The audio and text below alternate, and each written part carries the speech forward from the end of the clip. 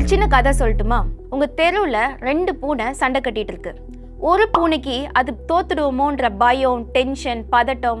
இன்னொரு பூனை ரொம்ப தைரியமா ஜெயிச்சிருவோன்ற அந்த கான்ஃபிடென்ஸோட சண்டை கட்டிட்டு இருக்கு.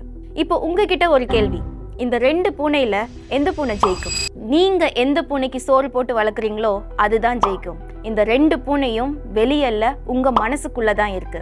உங்களுக்கு இப்போ ஒரு புதுசா ஒரு ஆப்பர்ச்சுனிட்டி வருது அப்படின்னா ஒரு பூனை சொல்லும், இது எதுக்கு, இது நமக்கு தேவையில்லாத வேலை, நம்ம பேசாம பழைய வேலையை பார்த்துக்கலாம் அப்படின்னு ஒரு பூனை சொல்லும். இன்னொரு பூனை கான்ஃபிடென்ஸா ட்ரை பண்ணுவோம், ட்ரை பண்றதுல என்ன பிரச்சனை, ஏதாவது ஒண்ணுன்னா லேர்ன் பண்ணிக்கலாம் அப்படின்னு சொல்லும். இப்போ இந்த 2 பூனையில எந்த பூனை ஜெயிக்கும் நீங்க நினைக்கிறீங்க?